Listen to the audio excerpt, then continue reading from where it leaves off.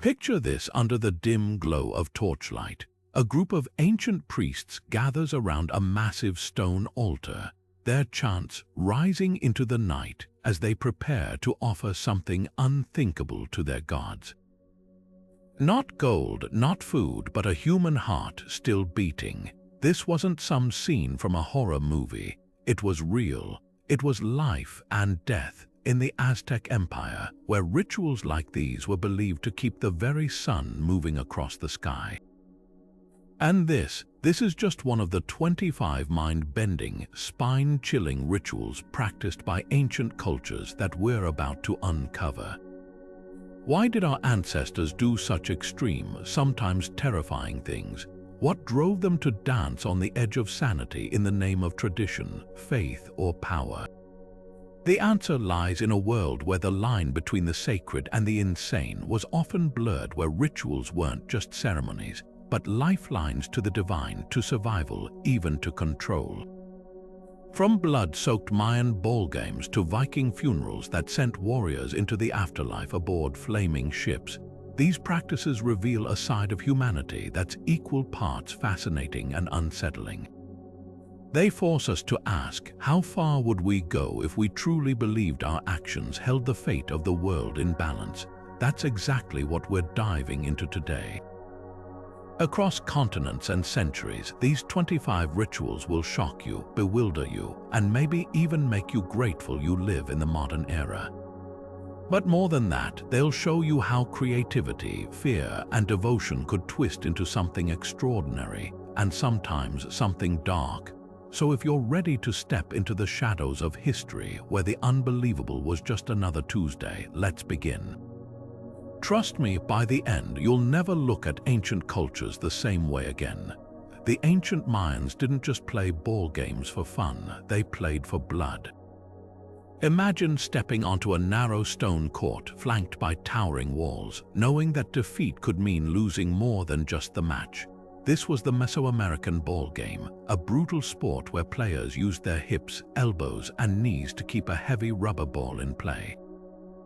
But here's the twist, the stakes weren't just glory. For the Maya, this game was a sacred ritual, a reenactment of cosmic battles between gods, and sometimes the losers, or even the winners, ended up as sacrifices. Why would anyone volunteer for a game with such deadly consequences? Because in Mayan belief, being chosen for sacrifice was an honor. The gods demanded blood to maintain balance in the universe, to ensure the sun would rise and crops would grow. The ball game symbolized the struggle between life and death, and those who died on the court were seen as messengers to the divine. Archaeologists have uncovered chilling evidence at sites like Chichen Itza, where carvings show players kneeling before executioners, their heads severed as offerings. Some scholars even argue that the winning captain might have been sacrificed, as defeating the god's chosen team could be seen as an insult to the divine. The rules themselves were as unforgiving as the outcome. Players couldn't use their hands or feet, just their bodies, to deflect a ball that could weigh up to 9 pounds. The stone hoops mounted high on the walls were nearly impossible to score through, making each point a rare and celebrated feat. But the real shock, some courts were built with acoustics that amplified the sound of the ball, turning every bounce into an echoing thunder meant to mimic the gods' voices. For the Maya, this wasn't just a sport, it was a matter of survival, faith, and the very fabric of their world. Deep in the shadows of a pyramid's burial chamber, a priest raises a strange, hooked tool over the face of a mummy, not to harm but to awaken. This was the opening of the mouth, one of ancient Egypt's most sacred rituals, performed to give the dead back their senses for eternity. Imagine believing that death wasn't the end but a doorway, one you had to physically, ritually unlock. For the Egyptians, a corpse wasn't just a body, it was a vessel waiting to be reanimated, and this ceremony was the key. The ritual was a meticulous symphony of tools and words. Priests used a blade called a peseshkef to symbolically touch the mummy's mouth, eyes, ears, and nose, followed by an adze, a carpenter's tool repurposed for the divine. Each gesture came with spells from the Book of the Dead, whispered invocations to coax the soul back into its physical form. But this wasn't just about opening literal senses. The ceremony restored the ability to speak magic words in the afterlife, to eat the offerings left in tombs, even to see and hear the gods. Without it, the dead would wander eternally, starving and blind in the Juat, the Egyptian underworld. What's truly haunting is how personal it all was. Families gathered to witness the ritual, often performed 70 days after death, the time it took to mummify a body. They'd bring food, wine, even furniture, all meant to be consumed by the deceased once their senses returned. And the tools, they weren't just instruments, they were echoes of myth. The ads mirrored the tool the god Horus used to resurrect his father Osiris, tying every funeral to the oldest story of rebirth. Archaeologists have found these tools buried with priests, their handles worn from use, proof of how many mouths they'd opened for eternity. This ritual wasn't just for pharaohs. From nobles to farmers, anyone who could afford mummification begged for this ceremony, because in a world where the afterlife was as real as the Nile, to skip it was to risk oblivion. The Egyptians didn't just bury their dead, they sent them off armed with spells, senses, and a fighting chance at immortality. The air is thick with the scent of iron and salt as a Viking warrior kneels before his captors, his back bared to the cold northern wind. What comes next isn't just execution, it's a spectacle of pain meant to honor the gods. This is the Blood Eagle, a ritual so brutal that even among the fierce Norse, it was reserved for the most despised enemies or the most sacred sacrifices. According to sagas, victims weren't just killed, their lungs were carved from their living bodies and draped over their shoulders like crimson wings, an offering to Odin, the god of war and wisdom. But how much of this horrifying tale is true? Historians still clash over whether the Blood Eagle was real or merely poetic exaggeration. The most detailed accounts come from later medieval texts, like the Saga of the Sons of Ragnar Lothbrok, where it's described as revenge for the killing of the legendary Viking hero. Yet archaeological evidence is scarce. No skeletal remains show the precise mutilations described. Some scholars argue the ritual was purely symbolic, a literary device to emphasize Viking ferocity. Others point to oblique references in earlier sources, suggesting it might have been a rare, ritualistic practice reserved for extraordinary circumstances. The procedure itself, as recounted in sagas, was methodical in its cruelty. The victim was restrained face down while their back was sliced open along the spine. Ribs were severed from the vertebrae and pried outward, creating a grotesque winged cavity. Then, with agonizing precision, the lungs were pulled through the wounds and spread across the ribs, where involuntary breaths would make them flutter like a bird in flight. Salt was sometimes sprinkled into the wounds to prolong consciousness and suffering. For the Vikings, this wasn't just torture, it was a dark sacrament, a way to send a message to both mortals and gods. Symbolism bled into every cut. The eagle was Odin's sacred bird, a creature that soared between worlds, and the ritual may have mirrored the god's own sacrifice when he hung himself from Yggdrasil, the world tree, to gain wisdom. By transforming a man into a blood eagle, the Vikings believed they were granting Odin a vessel to carry souls to Valhalla, or perhaps mocking their enemies' inability to reach it. There's also a chilling practicality to it. In a culture that prized reputation, the Blood Eagle wasn't just about killing. It was about erasing a foe's honor, ensuring their name would be whispered in terror for generations. Whether myth or reality, the Blood Eagle captures the Viking world in all its contradictions, a society capable of both crafting intricate poetry and unleashing calculated savagery. It forces us to ask, how far could ritual go when faith and fury intertwined? And what does it say about humanity when the divine is worshipped not with prayer, but with the screams of the sacrificed? High atop the Templo Mayor in Tenochtitlan, a city shimmering with canals and temples, a line of prisoners ascends the pyramid steps, not to escape, but to meet their fate under the priest's obsidian blade. The Aztecs didn't just practice human sacrifice, they elevated it to an art form, a cosmic necessity. At the heart of this blood-soaked devotion stood Huitzilopochtli, the sun god, whose insatiable hunger for human hearts was believed to keep the universe from collapsing into eternal darkness. Without these offerings, the Aztecs feared the sun would halt, crops would fail, and chaos would consume the world. The scale was staggering.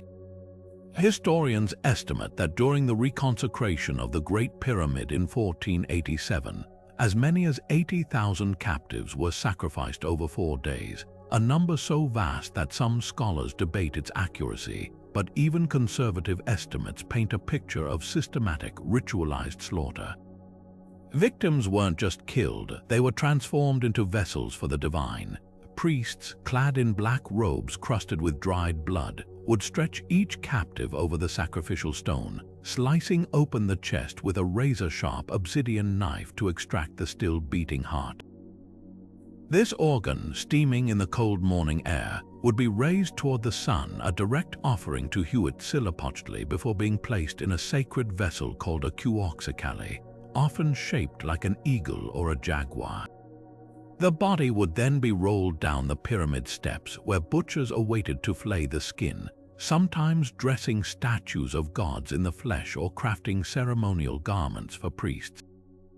But who were these victims? Far from random, selection followed strict rules. Many were warriors captured in the flower wars, ceremonial battles waged solely to supply sacrifices.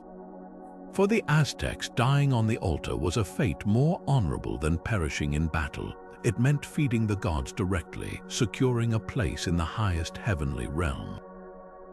Some volunteers, often nobles or even children during droughts, willingly offered themselves, believing their deaths would bring prosperity.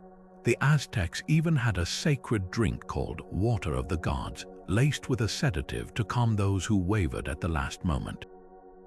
What's often overlooked is the theatrical precision of these rituals.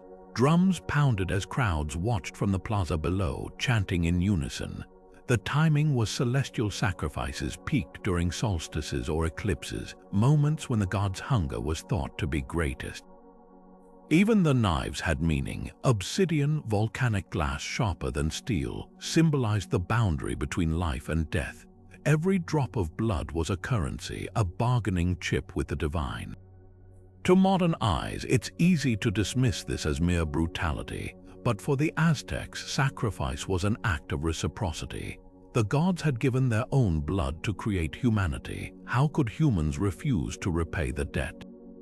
It was a cycle as natural as the sunrise, one that bound the mundane to the cosmic, the living to the dead. And in a civilization where every moment of existence hinged on divine favor, no cost was too high to keep the world turning.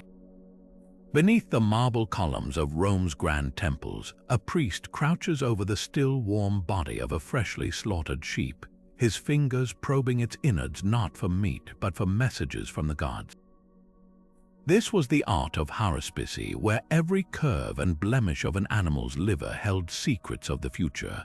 For the Romans, the liver wasn't just an organ, it was a divine map, a celestial blueprint pressed into flesh.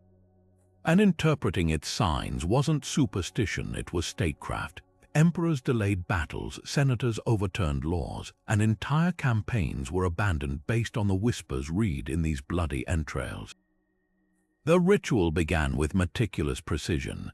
A specially chosen animal, often a sheep, though sometimes a chicken or ox, was ritually cleansed, then struck with a single, fatal blow to ensure the gods would accept its sacrifice.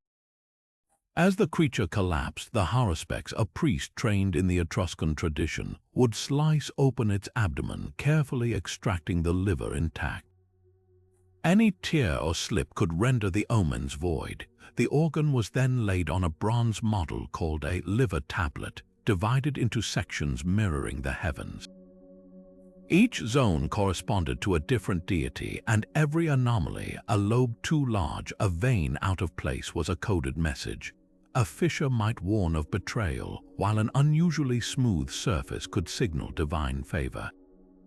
But what made the liver so sacred? The Romans believed it was the seat of life itself, the wellspring of blood and vitality.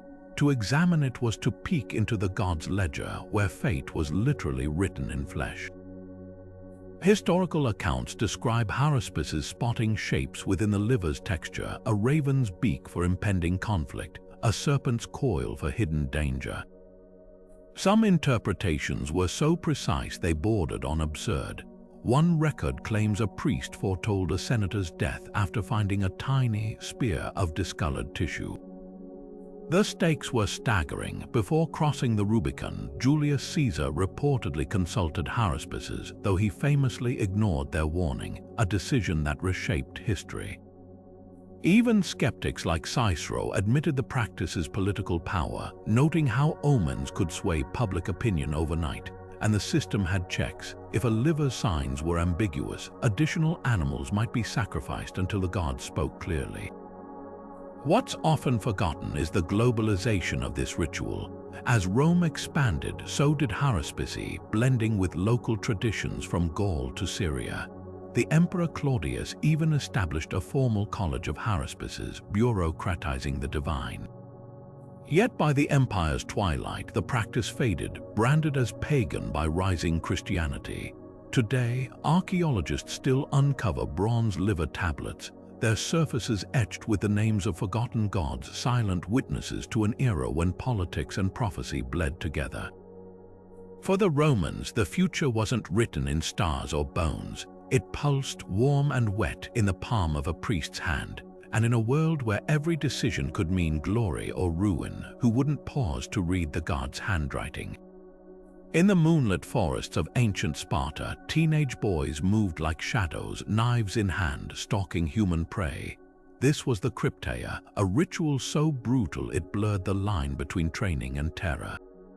Far from the glory of battlefields or Olympic Games, this secretive trial turned Sparta's elite youths into hunters not of animals, but of the very people who fed their society, the helots. Every autumn, select Spartan boys around 18 or 19 were sent into the wilderness with nothing but a dagger and orders to survive by any means necessary. Their real mission, to cull the helot population, Sparta's enslaved underclass, through sanctioned murders. Historians still debate whether this was systematic genocide or psychological warfare, but the impact was undeniable. The helots, who outnumbered Spartan citizens 10 to 1, lived under constant threat. A sudden disappearance in the night wasn't just a tragedy, it was a reminder of who held power. The Crypteia wasn't random violence, it was calculated cruelty designed to harden future warriors. Spartan society thrived on discipline, and this ritual tested loyalty, resourcefulness, and ruthlessness. Surviving meant navigating hunger, exposure, and the ever-present risk of helot retaliation. Some accounts suggest the boys targeted the strongest helots, those who might inspire rebellion, leaving the weak behind as a warning. Others describe a twisted game. Helots were given a head start before being hunted down like deer. But here's the chilling paradox: the Crypteia also served as a perverse rite of passage. For Spartans, earning acceptance meant proving you could kill without hesitation, severing any shred of empathy that might weaken you in war. Plutarch wrote that participants were rewarded only if their killings went unnoticed, reinforcing stealth and cunning over brute strength. Yet even in Sparta, whispers of dissent surfaced. Some elders questioned whether the ritual bred cruelty rather than courage, risking the unraveling of the social order it sought to protect. Archaeology offers grim clues. Mass graves near Spartan territory show skeletons with wounds consistent with surprise attacks. Blunt force trauma to the back of the skull, blades slipped between ribs. No elaborate burials, no offerings, just silent testimony to lives erased as lessons. To modern eyes, the Crypteia is monstrous, but for Sparta, it was survival. In a world where one slave revolt could topple the state, fear was the glue holding society together. The ritual didn't just make soldiers, it made executioners, ensuring every Spartan citizen understood the price of weakness and the cost of defiance. What's rarely acknowledged is how the Crypteia mirrored Sparta's greatest fear, the helots themselves. By turning their youth into predators, Sparta revealed its own vulnerability. A society built on oppression will always need new ways to enforce it, even if it means sending children into the dark with blood on their hands. The flames rise higher as the widow, draped in her wedding sari, steps onto her husband's funeral pyre. Around her, the crowd chants sacred verses, urging her to complete the ultimate act of devotion. This was sati, the Hindu practice where a widow would immolate herself upon her husband's death, a ritual so deeply entwined with notions of purity, loyalty, and cosmic order that for centuries it was celebrated as the highest form of a woman's dharma or sacred duty. But behind the spiritual ideal lay a far darker reality of coercion, fear, and rigid social control. The origins of sati are shrouded in ancient texts and mythology. Some point to the goddess Sati, who self-immolated after her father insulted her husband Shiva, as the archetype. Others cite the Mahabharata, where Madri, wife of King Pandu, chooses to join him in death out of guilt for causing his demise. Yet these stories were exceptions, not mandates. Early Hindu scriptures like the Vedas mention widow remarriage, and even the Manusmriti, a foundational legal text, merely suggests a widow live an ascetic life after her husband's death. So how did sati transform from rare mythological act to entrenched social expectation? The answer lies in a tangled web of religion and power.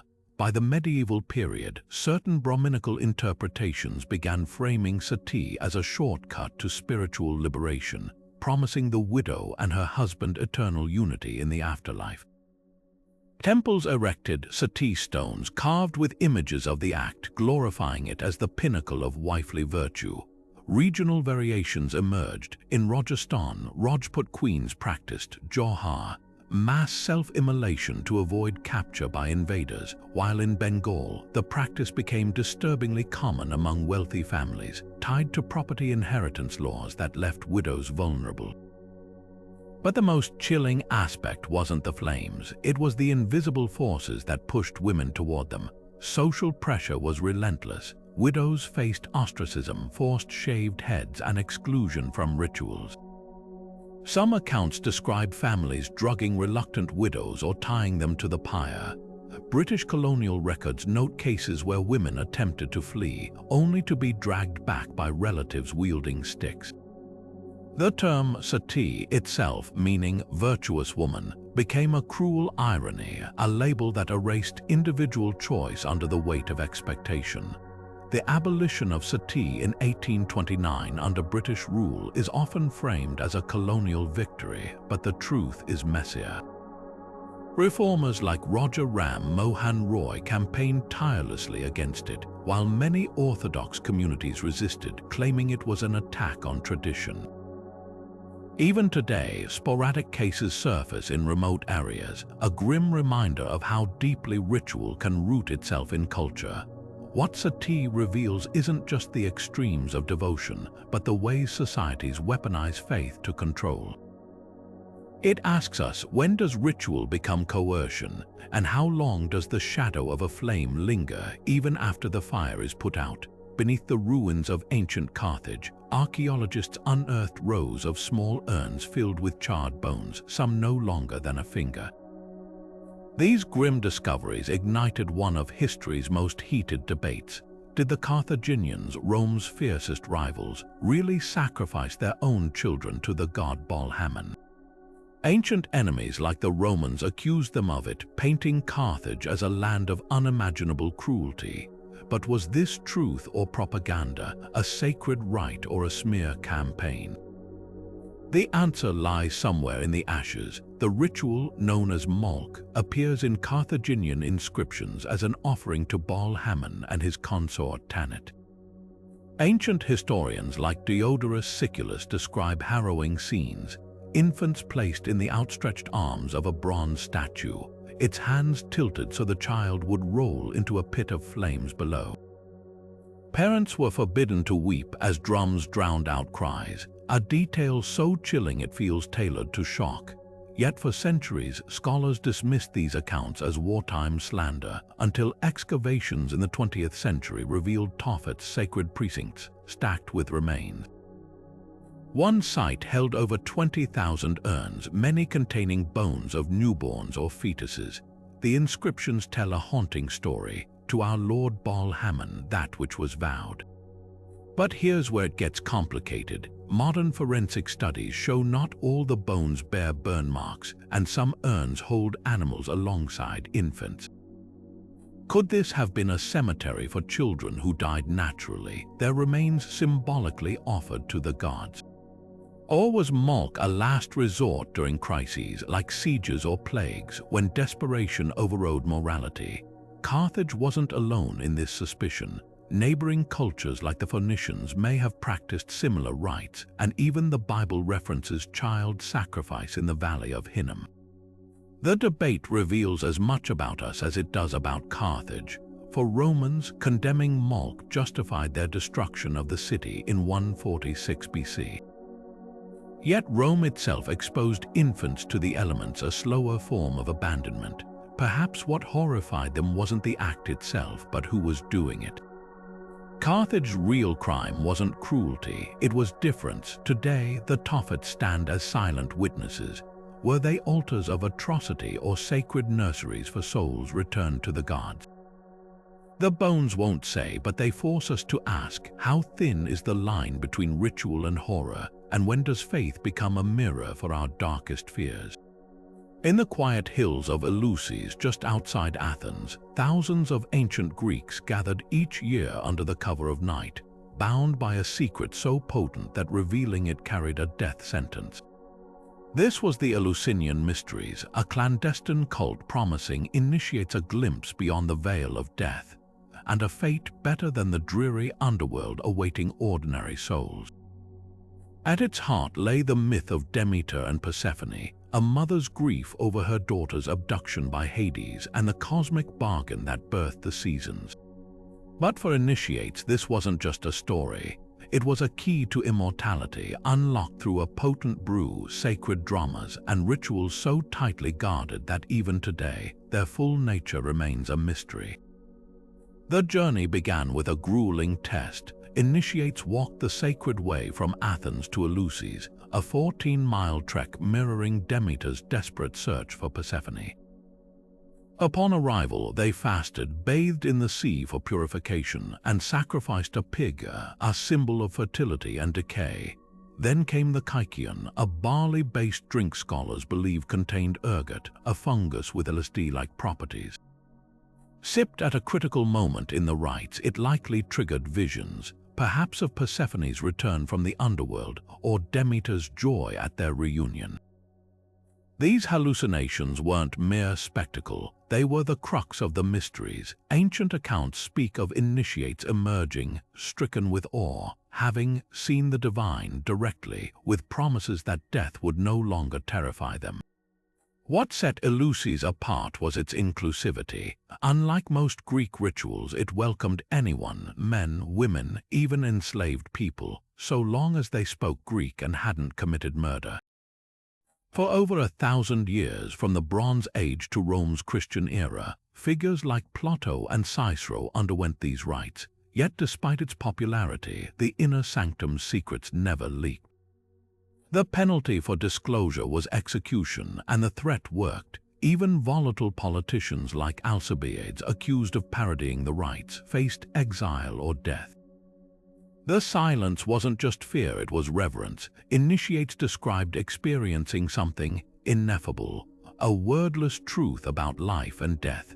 Some scholars speculate they witnessed a reenactment of Persephone's return, or handled sacred objects like a stalk of wheat symbolizing rebirth. Others theorize the climax involved a simulated descent into Hades, complete with darkness, sudden light, and the kykeon's psychedelic punch. The only surviving hint comes from a 4th century Christian writer who mocked the ritual as a grain displayed in silence. perhaps a nod to Demeter's gift of agriculture or a metaphor for the soul's hidden potential. By the 4th century AD, the mysteries vanished, crushed by Christian emperors who saw them as pagan threats. Yet their legacy lingers. Unlike blood sacrifices or temple offerings, Eleusis offered something radical: personal salvation. In a world where most afterlife myths promised shadowy oblivion, it gave hope, not through doctrine but through direct, visceral encounter. The poet Pindar wrote that initiates know the end of life and its God-given beginning. That promise of light in the darkness, of return after loss, was a secret worth keeping, even to the grave. Imagine a towering figure woven from willow branches, its hollow belly filled with living prisoners as flames lick upward, an offering to gods who demanded not grain or gold but human suffering. Julius Caesar's accounts of the Celtic Wicker Man sacrifices paint one of history's most chilling images, but how much of it was truth, and how much was Roman propaganda designed to justify conquering Gaul? The Druids, Celtic priests who left no written records, are shrouded in mystery, and Caesar's commentaries on the Gallic War remain our primary and deeply biased source. He describes vast effigies stuffed with criminals, or when those ran short, innocents, set ablaze to ensure fertility and victory. Yet archaeology tells a different story. No physical evidence of wicker men has been found in Celtic lands, but that doesn't mean the practice was pure invention. Caesar's descriptions align with broader Indo-European traditions of symbolic burnings, like the Slavic effigy of mourner drowned or burned to mark winter's end. The Druids did practice human sacrifice. Lindoman, a 2,000-year-old bog body discovered in England, shows signs of ritualistic killing, but whether they used giant wicker constructs is debated. Some scholars argue Caesar conflated smaller, symbolic offerings with grand theatrical executions to demonize the Celts. Others suggest the Wicker Man was real but rare, reserved for extreme crises like famine or invasion. The ritual's symbolism is as fascinating as its brutality. Wicker, pliable yet strong, mirrored the cyclical nature of life and death in Celtic belief. Fire purified while destroying, a conduit to the otherworld. By caging victims inside the effigy, the Druids may have believed they were merging human sacrifice with harvest magic, the bodies nourishing the earth as seeds did. This wasn't just killing, it was alchemy, transforming suffering into prosperity. Modern culture seized upon the Wicker Man's horror. The 1973 film The Wicker Man transplanted the concept to a pagan Scottish island, where a police officer becomes the sacrificial pawn in a fertility rite.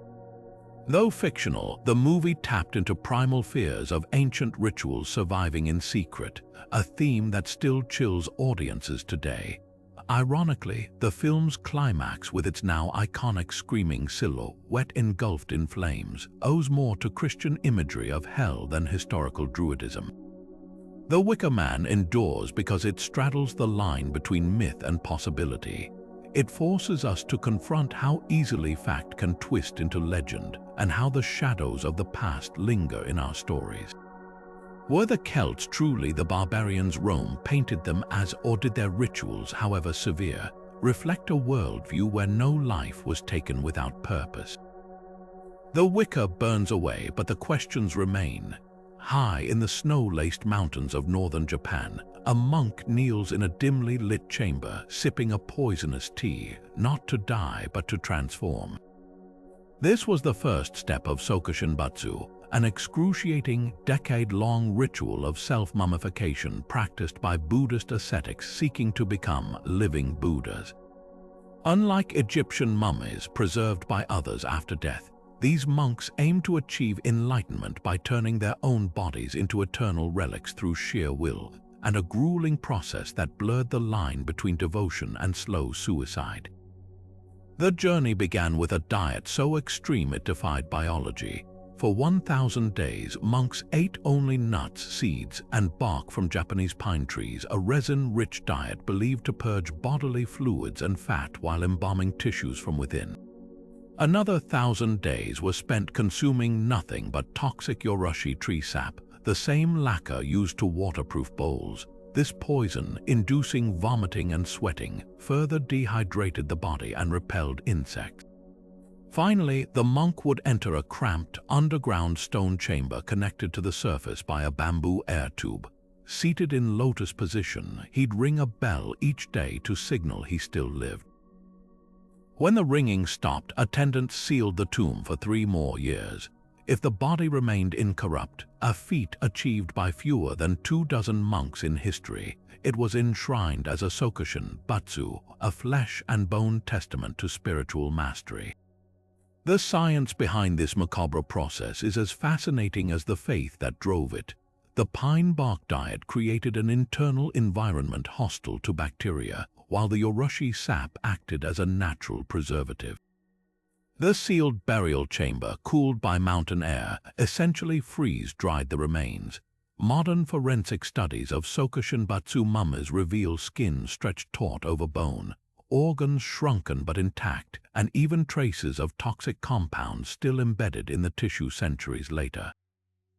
The most famous example, Shinyokai Shonin of Dua Sanzen, sits on display in a temple near Mount Udono, his 700-year-old face still locked in serene meditation. But failure was far more common than success. Most would-be Sokushin Batsu succumbed to decay, their bodies hastily reburied to avoid scandal. The Japanese government banned the practice in the 19th century, though a few determined monks allegedly continued in secret. Today, the surviving mummies are revered as national treasures, and as chilling reminders of how far human devotion can go when the stakes are eternal. What's often overlooked is the philosophical weight behind Sokushin Batsu. In esoteric Buddhism, the physical body isn't just a vessel, it's the last barrier to enlightenment. By conquering decay, these monks sought to prove that the mind could transcend even biology. Their mummies aren't corpses, but arguments in flesh-silent sermons on the power of belief to reshape reality itself. To stand before one isn't just to see a preserved body. It's to witness 1,000 days of hunger, 1,000 days of poison, and 3 years of darkness, all endured for a single, unshakable truth, that some truths are worth becoming stone to know. At the dizzying heights of Andean peaks, where the air thins and the cold bites deep, the Inca left offerings unlike any other, not gold or pottery, but children, dressed in fine textiles and crowned with feathers, sacrificed to the mountains themselves. This was the Capacocha, a ritual so sacred it bound the vast Inca Empire together through a web of faith, fear, and celestial bargaining. Unlike the blood-soaked altars of the Aztecs, these ceremonies were eerily serene. The chosen children, often as young as 6, were paraded through Cusco as living bridges between earth and sky, then carried hundreds of miles to sacred summits where they were given to the appease, the mountain gods who controlled weather, harvests, and the fate of empires. The discovery of the Ice Maiden on Mount Ampoto in 1995 brought this ritual into stark relief. Her frozen body, preserved for 5 centuries, wore a ceremonial tunic and a headdress of scarlet macaw feathers, birds from distant Amazonian jungles, proof of the Incas' far-reaching power. Forensic analysis revealed no signs of violence. Her end came from exposure or a sedative drink, perhaps chicha laced with coca. Her cheeks still held traces of face paint, her posture calm, as if she'd simply fallen asleep in the thinning air. She wasn't alone. Across the Andes, from Argentina to Chile, over 40 similar burials have been found, each child placed with miniature gold figurines, shells, and exquisitely woven offerings, tiny ambassadors to the divine. But why children? To the Inca, purity was power. These sacrifices weren't acts of cruelty but cosmic diplomacy. The children, selected for their beauty and noble blood, were considered Kachorikuna, those who speak to the gods. Their untouched bodies symbolized unbroken bonds between humanity and deities, their deaths ensuring mountain gods would spare villages from avalanches or grant rain. The logistics were staggering. Some processions traversed thousands of feet in elevation, with priests and porters hauling offerings up slopes where every step risked disaster. The sacrifices often coincided with pivotal moments: a royal birth, a drought, or the emperor's illness, transforming each ceremony into a geopolitical statement. The Capacocha's true genius lay in its symbolism. By sacrificing local children from conquered territories but raising them in Cusco first, the Inca fused imperial authority with divine mandate. A community's child became the empire's offering, binding subjects to the state through shared loss and sacred debt. When the Spanish chronicler Cristobal de Molina described these rites, he noted how parents rejoiced at their child's selection, a detail that chills modern readers. Yet in the Inca worldview, these children never died. They became guardians, forever young, forever powerful, their spirits woven into the very peaks that fed rivers and shielded cities. The Ice Maiden's frozen lips hold no answers, only silence, but her presence forces us to confront an uncomfortable truth. In the Inca Empire, the greatest honor wasn't to live, but to become part of the landscape itself. A voice in the wind, a whisper in the snow, a sacrifice that turned mountains into monuments. In the heart of ancient Mesopotamia, where the Tigris and Euphrates rivers breathed life into the desert, a king prepared not for battle, but for love, a sacred, scripted act that would determine the fate of his kingdom. This was the Hieros Gamos, the sacred marriage rite, where the ruler didn't just govern his people. He became the god Dumuzi, lying with a priestess embodying the goddess Inanna to ensure the land's fertility. But this was no metaphorical ceremony. Texts describe the union in startlingly intimate detail. The priestess's chamber adorned with flowers, the king's arrival heralded by musicians, and the act itself performed before witnesses, as if the survival of crops, flocks, and the entire social order hinged on their physical union. The ritual's roots tangled deep in myth. Inanna, the capricious goddess of love and war, was said to withhold her blessings, rains, harvests, even political stability until her lover Dumuzi proved himself worthy. Their union in the Epic of Inanna and Dumuzi wasn't just romance, it was cosmic diplomacy. By reenacting this myth, the king and priestess weren't merely playing roles. They channeled divine energy, turning the palace bedchamber into an axis mundi where heaven and earth met. A hymn from the reign of King Idun Dagon of Isin boasts of the priestess's sweet thighs and the king's vigor, celebrating their coupling as the moment the land sprouts like grain, the marshes fill with fish. Yet beneath the sacred spectacle lay raw political calculus. The rite typically coincided with the New Year festival, a time of renewal and vulnerability. By embodying Dumuzi, the king staked his legitimacy on the promise of abundance. A poor harvest after the ritual could spark rebellion, as if the gods themselves had rejected his rule. The priestess, often a high-ranking temple official, wielded her own power. Her participation validated the king's divine mandate, weaving religious authority into the monarchy's fabric. Archaeology hints at how deeply this ritual permeated society.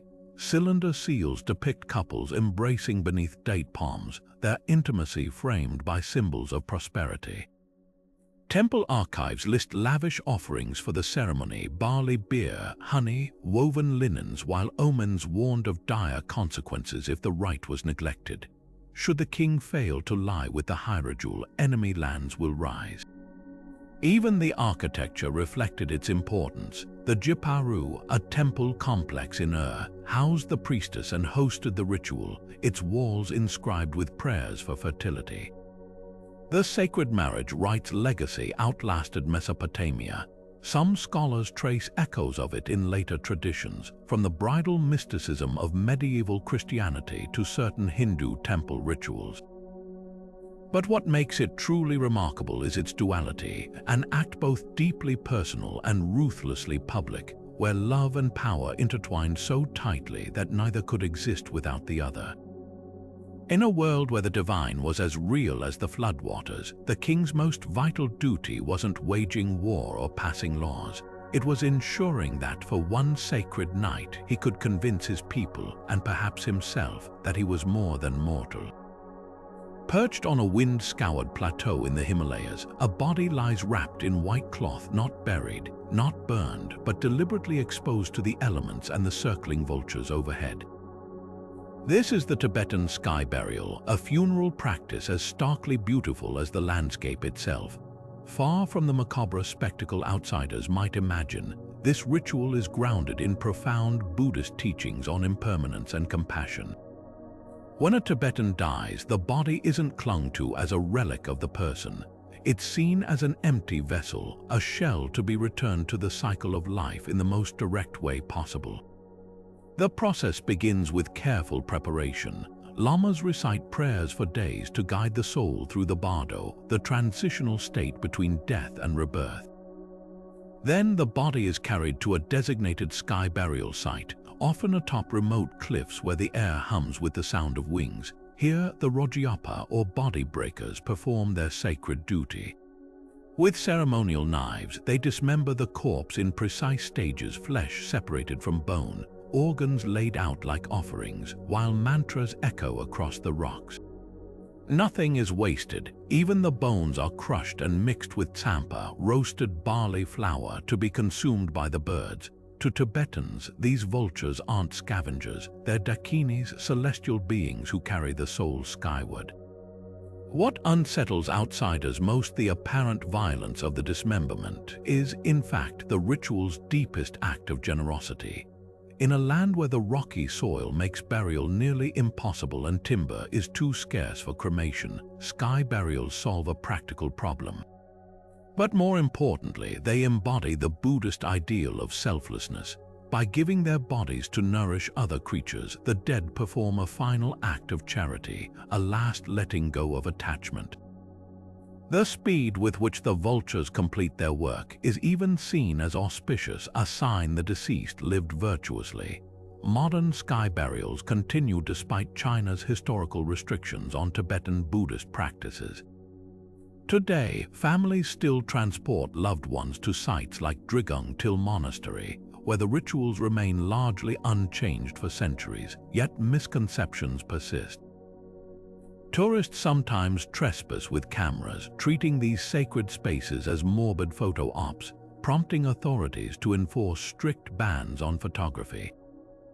For Tibetans, the offense isn't just cultural, it's spiritual. A sky burial isn't a spectacle, it's a silent conversation between the living, the dead, and the cosmos. The ritual's power lies in its unflinching honesty. Where other cultures soften death with coffins and embalming, sky burials force a confrontation with the body's true nature, transient, borrowed matter. There's no monument, no gravestone, just the wind sweeping clean the rocks, a reminder that in the end, even the most permanent-seeming things dissolve. To witness a sky burial is to see Buddhism's core truths etched into bone and feather, that all things fade and that in letting go we become part of something vast. Yet perhaps the most striking detail isn't the ritual itself, but what's left behind, or rather, what isn't. Within hours, every trace of the body vanishes, carried away on wings. The earth remains unmarked, as if to say the essence of the person was never the body at all. In a world obsessed with preserving memory in stone and digital archives, the sky burial whispers a different lesson. That true immortality isn't in being remembered, but in becoming part of the wind, the birds, the endless sky. Under the cover of night, a procession of masked figures winds through the vineyards outside Rome, their torches casting flickering shadows on the grapevines. The air smells of crushed fruit, sweat, and something darker wine mixed with something far stronger. This was the Bacchanalia, the secret rites of Dionysus, where Romans shed their togas and their inhibitions, surrendering to a frenzy of dance, drink, and raw abandon. What began as an imported Greek cult promising spiritual liberation soon spiraled into something so scandalous that the Senate would stamp it out with the force of law. Dionysus, the god of wine and ecstasy, demanded more than prayer, he craved possession. Initiates of the Bacchanalia didn't just worship him, they became him. Women, barred from most public rituals, were the cult's heart, known as Maenads or the Raving Ones. Roman historians like Livy described them with a mix of fascination and horror, hair unbound, clothed in animal skins, swirling to the beat of drums until they entered a trance state. The rituals escalated with wine, not just drunk, but poured over skin in sticky rivulets and something more sinister. Some accounts mention a mysterious milk and honey brew laced with hallucinogens, possibly ergot or belladonna, dragging participants into visions where the god himself walked among them. But it wasn't the dancing or even the intoxication that rattled Rome's elites. It was the rumors, whispers spread of initiation rites where devotees were led blindfolded into underground chambers, forced to commit unspeakable acts to prove loyalty. Livy, ever the dramatist, claims the Bacchanalia became a cover for every vice, poisoning, forged wills, and sexual violence. Whether these stories were true or propaganda, the Senate acted decisively. In 186 BC, the Senatus Consultum de Bacchanalibus banned the cult outright, executing thousands and razing their shrines. Surviving inscriptions warned citizens against even speaking of the rites, threatening death for those who dared revive them. Yet the Bacchanalia's true threat wasn't debauchery, it was subversion. In a society built on order and hierarchy, Dionysus offered a world turned upside down. Slaves mingled with masters, women commanded spaces traditionally closed to them, and the rigid lines of Roman identity dissolved in the god's wine-dark embrace. That's what terrified the Senate, not the chaos of the rituals, but the chaos they might inspire beyond the vineyard walls. Archaeology hints at the cult's enduring allure. Hidden in the ruins of Pompey's Villa of the Mysteries, frescoes show initiates undergoing eerie rites, a young woman whipped by winged beings, another cradling a phallus-shaped loaf of bread. These weren't scenes of mere revelry, they were steps on a path to transcendence.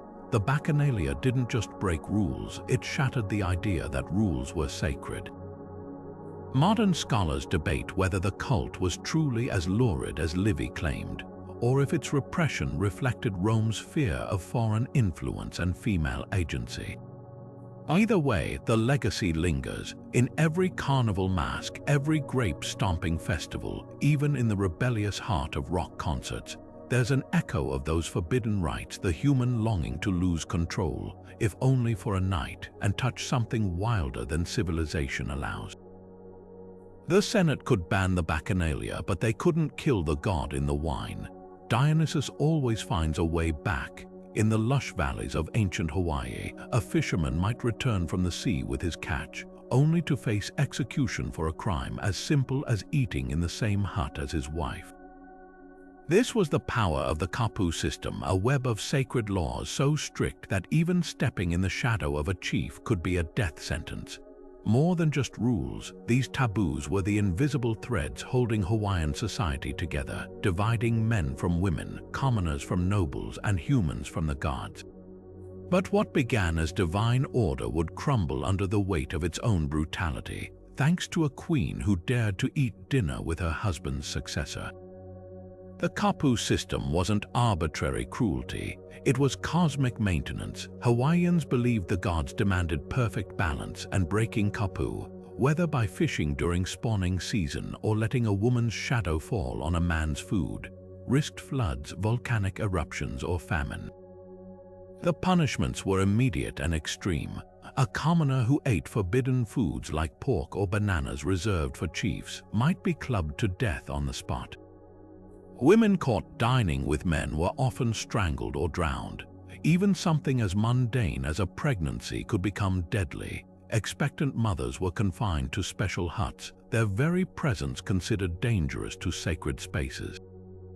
Archaeological sites reveal how deeply kapu shaped daily life. Separate hearths for men and women still scorch the earth of ancient homes, while heiau temples bear the remains of those sacrificed to atone for kapu breaches. The system's rigidity served a purpose. In a land with limited resources, kapu prevented overfishing and overharvesting, enforced class hierarchies, and maintained ritual purity. But by the late 18th century, cracks appeared. When King Kamehameha died in 1819, his favorite wife Kahumanu, long forced to eat alone, seized her moment. At the new king's first feast, she strode into the men's dining area and ate beside him, declaring an end to gender kapu. The priests froze, awaiting divine retribution. None came. Kahumanu's act wasn't just rebellion, it was revelation. With Western ships already bringing missionaries and muskets, the old god's silence undermined their power. Within months, Hawaiians burned temples and overturned statues, not out of foreign coercion, but pent-up fury at a system that had policed every breath. Yet the kapu's shadow lingers. Modern Hawaiians still avoid fishing during certain moon phases, not from fear of execution, but from respect for the wisdom buried in the old ways. The kapu system's fall teaches us something profound, that even the most sacred rules can shatter when the price of obedience outweighs the cost of freedom. The dust rises in thick clouds as 20 Zulu youths encircle a massive bull, their hands empty but their muscles taut with determination. This isn't just a test of strength, it's the Akwishwama, the sacred bull-killing ceremony that transforms boys into men, warriors into leaders, and a single act of violence into a celebration of community and continuity. For the Zulu people, this ritual wasn't about brutality. It was a living metaphor for the values that held their society together: courage, unity, and respect for the life that sustains them. The ceremony began long before the first blow was struck. Young men, often in their late teens, spent weeks preparing physically through rigorous training, spiritually through prayers and purification rites.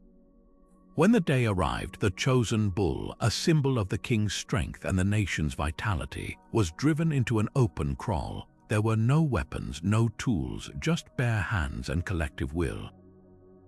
The challenge wasn't merely to kill the animal, but to do so with precision and honor, demonstrating control over both body and mind. Historical accounts describe the men working in unison, some gripping the bull's horns, others seizing its legs, all straining to bring it down without a single sharp edge to aid them. The goal was to subdue the beast through sheer force, then suffocate it by closing its nostrils, a method believed to preserve the potency of its spirit. But why a bull, and why this visceral act? In Zulu cosmology, cattle were more than livestock. They were a bridge between the living and the ancestors. The bull's strength mirrored the warrior's ideal, its life force a gift to be returned to the community. After the kill, every part of the animal was used. The hide became shields, the meat was shared in a feast that bound the participants to their families and chiefs, and the bile, considered sacred, was smeared on the warriors' bodies to invoke protection and blessings. Even the act of division followed strict protocol. Certain cuts were reserved for the king, others for elders, reinforcing the social order with every bite. The Akwishwama wasn't just about proving masculinity. It was a lesson in interdependence. No single youth could overpower the bull alone. It required synchronized effort, a microcosm of the Zulu military system that made their warriors legendary. The ritual also carried ecological wisdom. By selecting only mature bulls, the Zulu ensured the herd's sustainability, a practice that balanced human needs with natural cycles. When colonial powers later banned the ceremony, branding it barbaric, they missed its deeper significance. This wasn't mindless violence, it was a sacrament of responsibility, a reminder that life and death were intertwined and that true strength lay in unity. Today, revived in some Zulu communities, the Akwishwama stands as a defiant testament to cultural resilience, not just a relic of the past, but a living challenge to modern ideas of manhood and mastery. To witness it is to see a philosophy written in sweat, blood, and shared purpose, that to become a warrior isn't to conquer others, but to harness chaos for the good of the whole. And in that moment when the bull finally falls, the air thick with dust and triumph, there's something older than the Zulu nation itself, the unshakable truth that some lessons can't be taught with words. They must be lived, fought for, and earned with bare hands. In the quiet chambers of a wealthy Chinese household, a mother prepares to break her young daughter's toes one by one, folding them under the sole with a silk bandage soaked in herbs and blood. This wasn't cruelty, it was love, tradition, and for centuries, the only path to a respectable future for a girl. Foot binding, a practice that began during the Song dynasty around the 10th century, wasn't just about aesthetics. It was a brutal rite of passage wrapped in poetry, status, and even erotic obsession. The ideal foot, no longer than 3 inches, was called the Golden Lotus, a name that masked the agony required to achieve it. The ritual began between the ages of 4 and 7, when bones were still soft enough to warp. After soaking the feet in warm water to soften them, the mother would bend all toes except the big toe inward, then wrap the foot tightly with long strips of cloth, arching it downward until the toes met the heel. Over time, the bindings grew tighter, the breaks more frequent. The goal, a foot so crumpled it could fit into the palm of a hand, a deformity that forced women to walk with a swaying gait known as the willow step. Historical records describe the pain as excruciating. Girls screamed through the night, their feet oozing pus and blood as flesh necrotized. Yet failure to endure meant shame. Unbound feet signaled poverty, laziness, or worse, a family unwilling to invest in their daughter's marriageability. But why subject generations to such suffering? The answer lies in a web of cultural fixation and male desire. Small feet became synonymous with femininity, their malformed shape hidden within elaborately embroidered shoes. Erotic literature praised the lotus gait as intoxicating, while Confucian ideals linked bound feet to moral virtue. A woman who could endure this pain would surely endure childbirth and household hardships. For families, it was an economic calculation. A daughter with perfect lotus feet could marry into wealth, elevating her entire lineage. The practice spread like wildfire from nobility to peasantry, until even farming families bound their daughters' feet in desperate hopes of upward mobility. By the 19th century, an estimated 1 to 2 billion Chinese women had undergone foot binding, but the tide began to turn as foreign missionaries and reformers labeled it barbaric. The anti-foot binding movement gained steam, framed not just as a feminist issue but as a national embarrassment, a symbol of China's backwardness in the face of Western imperialism. When the Qing dynasty fell in 1912, the new republic banned the practice, though it persisted in rural areas for decades. Some elderly women, their feet long since deformed, still live today, living relics of a tradition that outlasted dynasties. What's often forgotten is the agency some women found in their bound feet. For all its horror, the practice created a secret world of female solidarity, mothers and daughters enduring the pain together, sisters comparing their progress. The shoes themselves became canvases for artistry, their intricate embroidery a language of hidden meaning, and for a few, the willow step wasn't just a shackle, it was power. A woman with lotus feet didn't labor in fields, her very helplessness was proof of her family's wealth.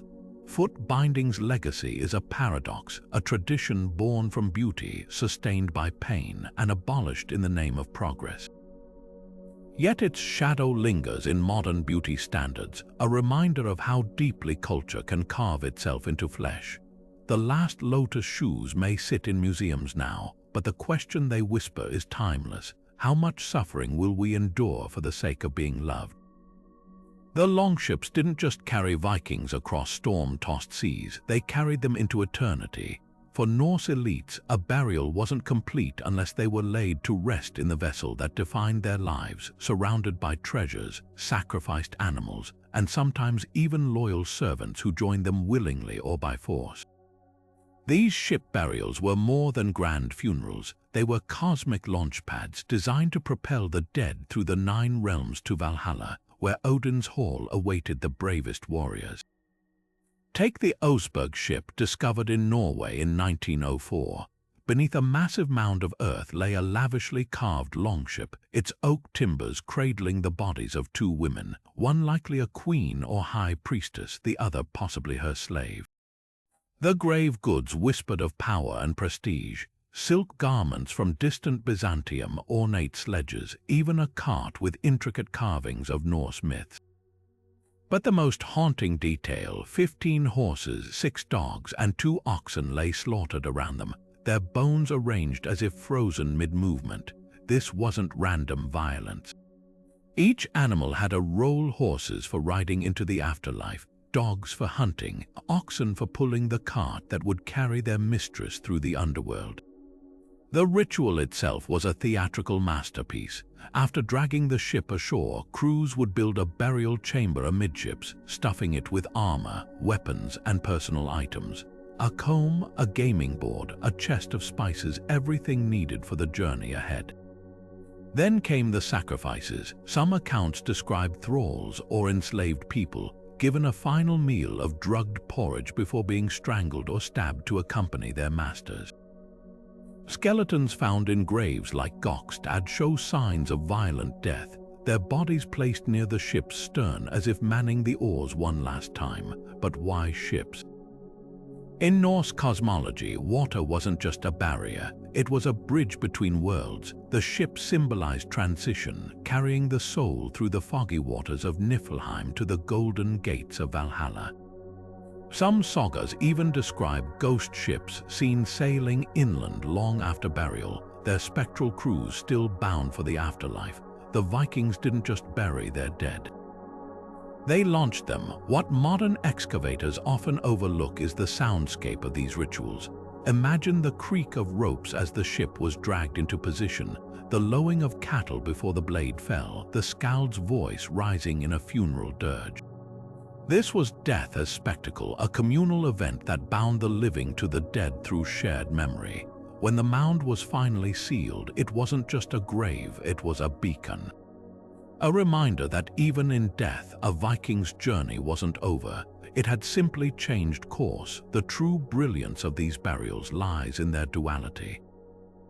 For all their brutality, they were acts of profound tenderness. A warrior's sword placed at his side, a noblewoman's tapestries folded neatly beside her, each object a whispered promise: you will need this where you're going. And in the flickering torchlight of the burial feast, as mead horns were raised and stories told, the line between mourning and celebration blurred. To send someone to Odin properly wasn't just duty. It was love, hammered into the hull of a ship and set adrift on the tides of myth. Beneath the vast, sun-scorched skies of the Australian outback, a young Aboriginal boy steps away from his community for the first time, armed with nothing but generations of ancestral knowledge humming in his bones. This is the walkabout, not some aimless wander as Hollywood might suggest, but a meticulously planned rite of passage, a spiritual GPS guiding indigenous youth back to the land that created them. Far from a solitary adventure, this ritual wove adolescents into the living tapestry of their culture, teaching them to read the earth like a sacred text and survive in a landscape outsiders saw as barren, but they knew pulsed with stories and sustenance.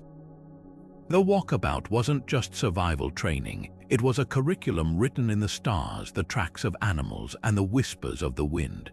Lasting anywhere from weeks to months, boys, and in some communities, girls, would journey alone or in small groups across their tribe's traditional lands, visiting sacred sites where creation spirits like the rainbow serpent once walked. Each step was a lesson: how to find water in the hollows of desert oaks, which grubs could be eaten safely, how to navigate by the Milky Way's shifting position. Elders didn't send them unprepared. Years of storytelling, songlines, oral maps sung into existence, and hands-on mentoring preceded the journey. The land itself was the teacher, its rivers and rock formations serving as chapters in an unbroken lineage of knowledge stretching back 60,000 years. Western misrepresentations reduced the walkabout to a teenage wanderlust phase, but the truth was far more profound. This was law, not leisure.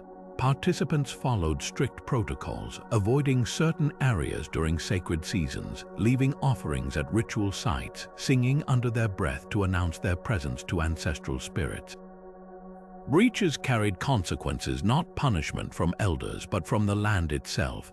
A missed water source, a disrespectful fire, could mean death. The walkabout tested more than physical endurance. It demanded ecological empathy, the understanding that humans weren't conquerors of nature, but its students. Archaeology hints at the walkabout's ancient roots. Rock art panels along traditional routes depict journey lines, dotted paths showing generations of travelers moving between waterholes. Modern science now confirms what indigenous knowledge always held. These routes align with seasonal food sources, migration patterns, even geological fault lines that create natural shelters. The walkabout wasn't mystical guesswork, it was a masterclass in environmental science passed down through millennia. What's often overlooked is the walkabout's emotional architecture. For adolescents, this was the first time they'd been truly alone, their only company the voices of ancestors carried in memory. The solitude forced introspection. Who were they beyond their family? What gifts could they bring back to the community? Returning wasn't guaranteed. Some never came home, claimed by thirst, injury, or in rare cases, spiritual calling to remain as guardians of sacred sites. Those who succeeded returned transformed, not just as adults, but as living libraries of place and purpose. Today, the walkabout persists, though modern laws and fences complicate ancient routes. Some communities adapt by incorporating GPS or partnering with national parks to maintain access to ceremonial grounds. But the core remains unchanged. You cannot know who you are until you know where you belong. In a world obsessed with digital connections, the walkabout whispers an older truth. That identity isn't found in a mirror, but in the dust, the stars, and the stories underfoot. The next time you hear the word wilderness, remember, to Aboriginal Australians, there's no such thing, only a homeland waiting to teach you its name. The frescoes of Knossos capture a moment frozen in time, a lithe figure suspended mid-air, arms outstretched, fingers grazing the horns of a charging bull. This wasn't mere art, it was a snapshot of one of the Bronze Age's most enigmatic rituals, Minoan bull leaping. Across the walls of Crete's palaces, these vivid scenes repeat athletes flipping over bulls' backs, gripping their horns, even somersaulting between their deadly curves. But was this a sacred rite, a deadly sport, or something stranger still? The answer lies somewhere between myth and muscle, where human daring danced with divine favor. To modern eyes, bull leaping looks like suicidal acrobatics, but for the Minoans, bulls weren't just animals. They were incarnations of raw power tied to their chief god, the storm-wielding Poseidon.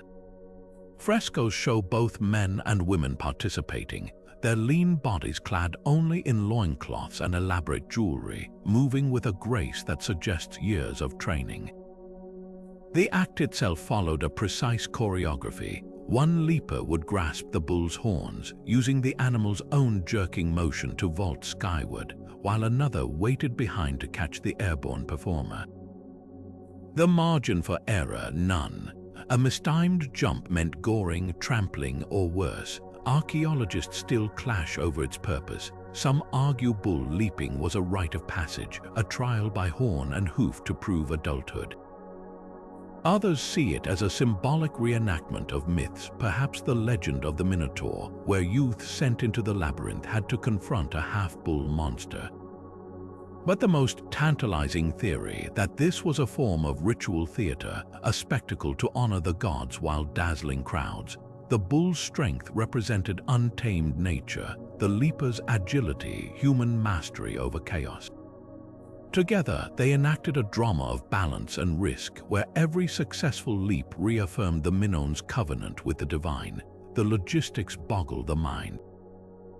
Bulls used in these events weren't docile farm animals, but wild Cretan bulls, larger and fiercer than their modern counterparts.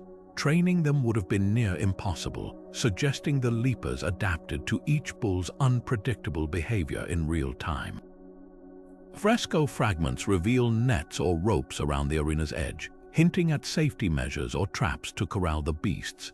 And the athletes, their bones, if found, might tell stories of healed fractures or spinal injuries, though no confirmed bull leaper graves have been identified.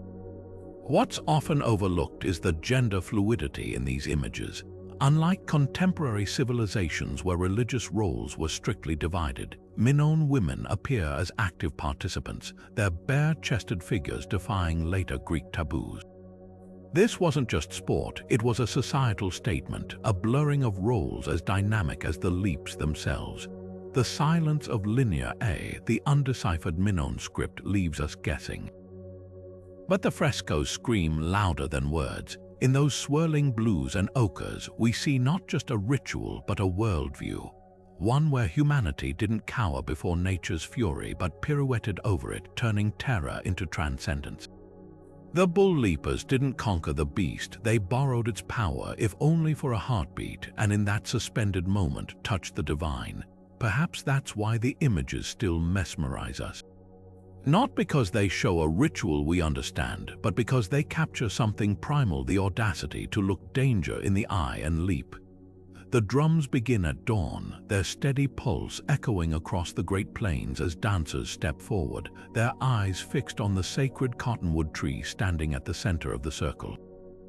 This is the Sun Dance, a ceremony so powerful that for generations the US government tried to erase it, not just because they feared its intensity, but because they understood its resilience. For the Lakota, Cheyenne, and other Plains tribes, this wasn't merely a ritual. It was a covenant between earth and sky, a test of devotion where pain became prayer and endurance turned into renewal. At its heart stood the Tree of Life, a carefully chosen cottonwood adorned with colorful cloths and offerings. Participants pledged to dance for days under the relentless sun, their bodies painted with sacred symbols, their throats parched from fasting. But the most striking act, the one that outsiders often misunderstood, was the piercing. Dancers would have wooden skewers inserted through the skin of their chests or backs, tethered to the central pole by long ropes. As they leaned back, straining against the ties, the flesh would stretch until, ideally, it tore free. This wasn't torture, it was surrender. The pain served as an offering, a physical sacrifice to summon visions, heal the community, or honor promises made to the spirits. What colonial authorities saw as barbarism, the tribes saw as sacred algebra, suffering transformed into strength. The Sun Dance emerged in the 18th century, a response to the existential threats of displacement and disease.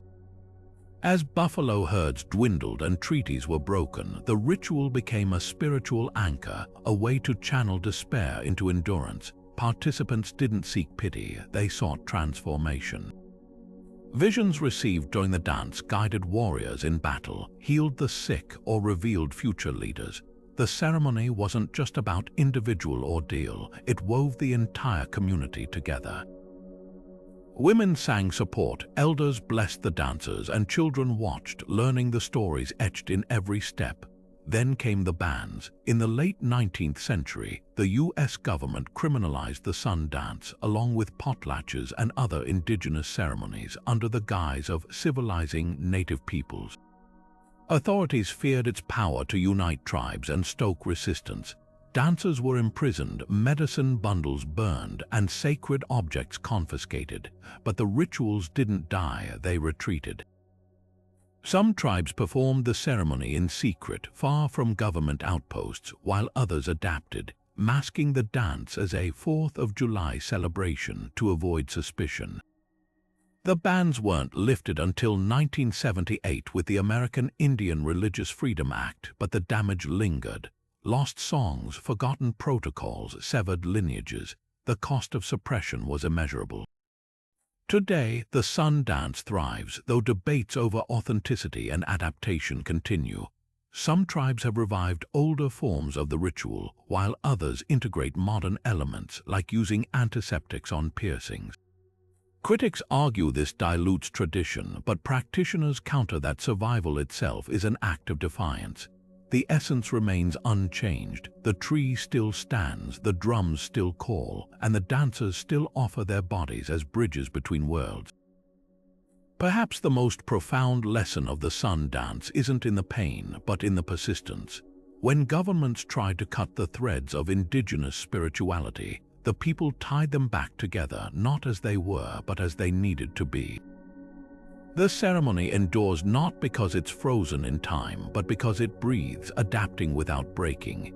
Each summer, as dancers raise their faces to the sun, they answer centuries of suppression with a single, unshakable truth: some prayers are stronger than laws.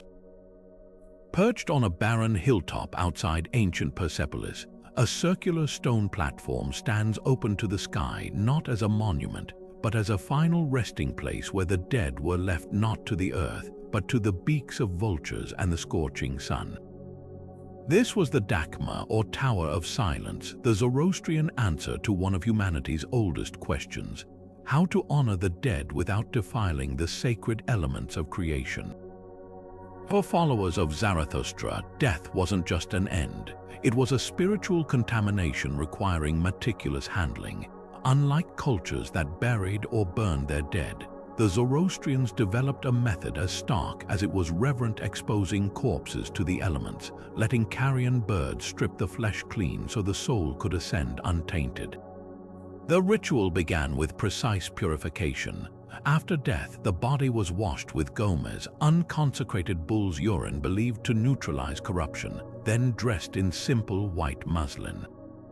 Nacelars, special corpse bearers, transported the deceased to the Dakma on a bier, careful to avoid contact with living souls who might be polluted by the encounter.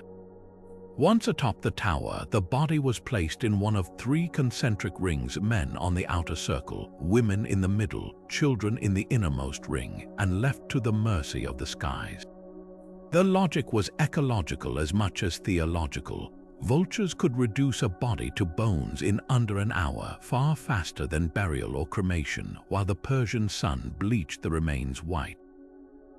After a year, the bones were collected and placed in an ossuary pit at the tower's center, where lime dissolved even these last fragments. What set the Dakma apart wasn't just its austerity, but its deep philosophical underpinnings. Zoroastrians revered fire as the purest element, water as life-giving, and earth as sacred. To bury a corpse would sully the soil, to burn it would corrupt fire with decay. Even modern Zoroastrians who have adapted to urban life still speak of the towers with reverence, though most now opt for concrete-lined graves to avoid literal exposure. The practice echoes in unexpected places: modern Mumbai, where Parsis maintain the last active towers of silence, has seen vulture populations plummet due to pesticide use, forcing communities to install solar concentrators to hasten decomposition artificially. Comparisons to other sky burial traditions reveal fascinating contrasts. While Tibetan Buddhists expose bodies to vultures as an act of generosity, returning one's form to nourish other beings, the Zoroastrian approach was fundamentally defensive, a containment strategy against spiritual pollution. The similarities are superficial, the philosophies worlds apart. Even the structures differ. Tibetan burial sites are often simple rocky outcrops, while Dakmas were meticulously engineered with drainage channels to funnel rainwater, contaminated by decay, through charcoal and sand filters before it could reach pure earth below. Archaeological evidence shows how deeply this ritual was embedded in Persian life. The ruins of Dakmas dot ancient trade routes from Yazd to Bombay, their stone platforms weathered but still unmistakable. Medieval Arab travelers wrote of the towers with a mix of horror and fascination, noting how Zoroastrians would cover their noses when passing near cemeteries, believing death's miasma could infect the living. Modern debates rage over the ritual's sustainability, but its endurance speaks to something deeper, a vision of death that refused to let the end of life poison the world for the living. The Towers of Silence stand today not just as relics but as challenges. In an era of sprawling cemeteries and resource-intensive cremations, they ask, how much should the living sacrifice to honor the dead? And what does it mean to care for the earth, not just in life, but in the way we leave it? The ground shakes as a dozen Maori warriors slam their feet into the earth, eyes wide, tongues outstretched, voices roaring in perfect unison. This is the haka, not just the adrenaline-pumping dance the world knows from rugby matches, but a sacred ritual with roots stretching back to the dawn of Maori culture. Long before it electrified stadiums, this dance was a bridge between the living and the dead, a weapon of psychological warfare and a living testament to a people's unbroken spirit. Every movement in the haka carries centuries of meaning. The rhythmic stomping the wiri-wiri of trembling hands mimics the quivering of the earth as ancestors stir beneath it. The pukana, the fierce widening of the eyes, symbolizes the warrior's readiness to see beyond the physical world into the realm of spirits.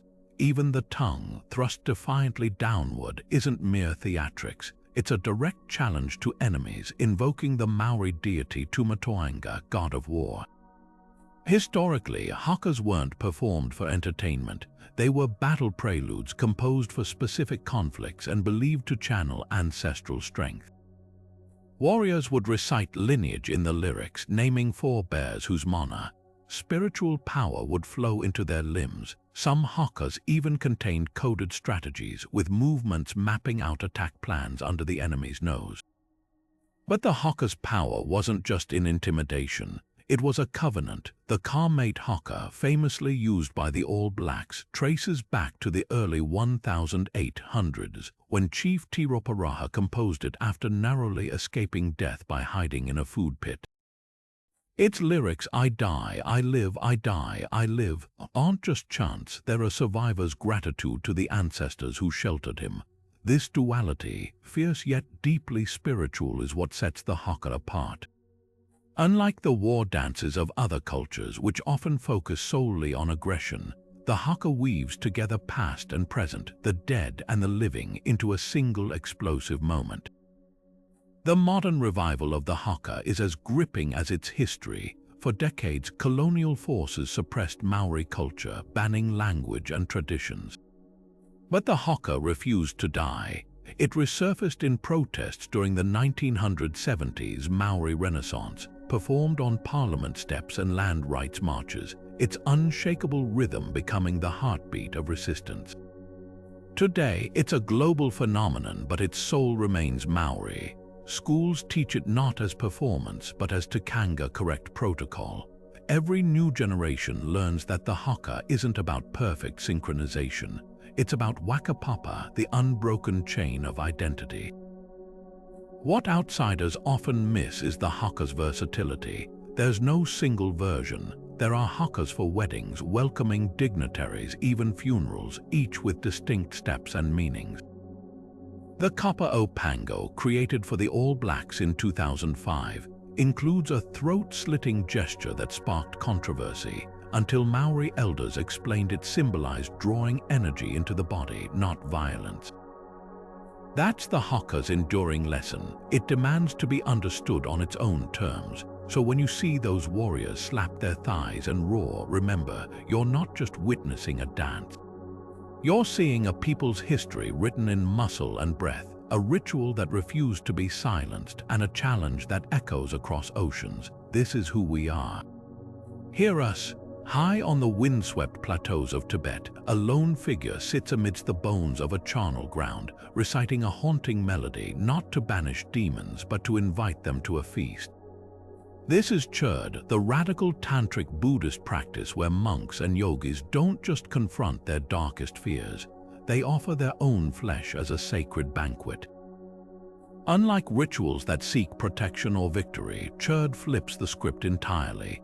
Here, the goal isn't to defeat demons, but to dissolve the very idea of self that fears them in the first place.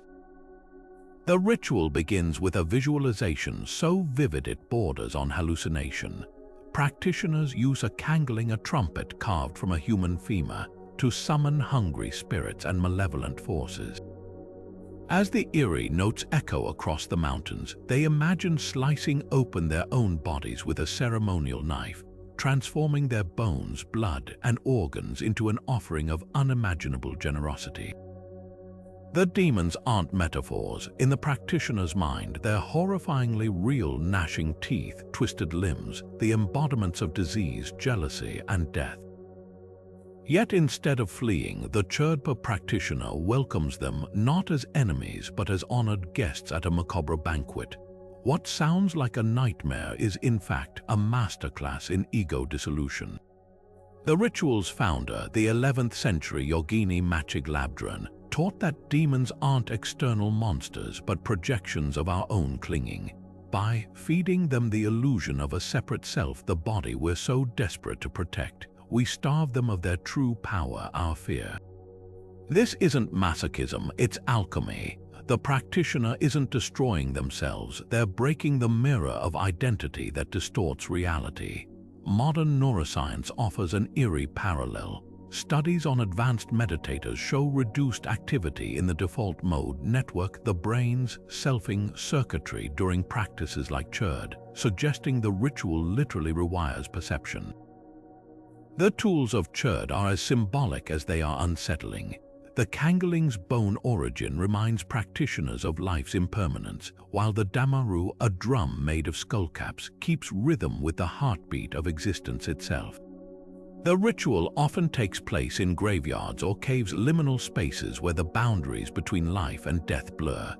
One contemporary Cherdpa described the moment of offering as not loss, but liberation, like watching a sandcastle dissolve in the tide, realizing you were never the castle to begin with. Western observers often misinterpret Cherd as a form of self-harm or morbid fantasy. But in Tibetan Buddhism, the body is already an illusion, a temporary aggregation of elements. By ritually dismantling it in meditation, practitioners expose the deeper truth that what we call I is just a story and demons are the ink with which we write it. The real sacrifice isn't the imagined flesh, it's the arrogance of separation. Today, Cherd survives not just in Himalayan monasteries but in trauma therapy clinics, where versions of its feeding visualization help patients confront PTSD. The ritual's genius lies in its paradox. By surrendering everything, you lose nothing. After all, how can a demon devour you when you were never there to begin with? The echoes of the Kangeling fade, the imagined blood soaks into the earth, and what remains isn't emptiness, but a boundless freedom no demon could ever taste. From the blood-stained altars of the Aztecs to the silent sky burials of Tibet, these 25 rituals reveal humanity's unshakable obsession with the unseen, the divine, the deadly, and the spaces in between. What binds them isn't their brutality or beauty, but the raw truths they expose. That power often wears a sacred mask, that mortality is a puzzle every culture tries to solve, and that spirituality can be as terrifying as it is transcendent. The Mayan ball player facing sacrifice, the Viking thrall bound for the grave ship, the Zulu warrior locking hands with a bull, each believed their act wasn't just necessary but sacred. And that's what unsettles us today. In a world of science and skepticism, we've sterilized death, outsourced transcendence to apps, and traded rituals for routines. Yet these ancient practices force us to ask, have we lost something vital in the process? Consider the contrasts. The Aztecs spilled blood to feed the sun. We tap screens to summon food. The Soka-Shinbatsu monks turned their bodies into monuments. We fight decay with fillers and filters. The Hakka channels ancestors through stomping feet. We scroll through digital ghosts. But before we dismiss these rituals as relics of superstition, remember they were rooted in the same yearnings that drive us today, the need to belong, to matter, to leave a mark. The difference, they met those needs not with denial but with unflinching ceremony. So here's the real question, are we evolved or just estranged? Modern life buffers us from life's sharp edges, but at what cost? These rituals remind us that meaning often lies not in avoiding darkness, but in dancing with it, whether through the ecstatic whirl of a Sufi dervish or the precise cuts of a Roman Haruspex. They challenge us to confront what we've sanitized, to see the sacred in the savage, and maybe, just maybe, to wonder if we've traded awe for convenience. Now it's your turn. Which ritual left you breathless? Was it the Ice Maiden smiling in her frozen tomb, or the churred monk offering his flesh to phantom demons? Drop your pick in the comments, and if this journey through the extremes of faith and fear left you craving more, hit subscribe. The past isn't done surprising us. After all, the most shocking ritual might be the one we're living right now without even realizing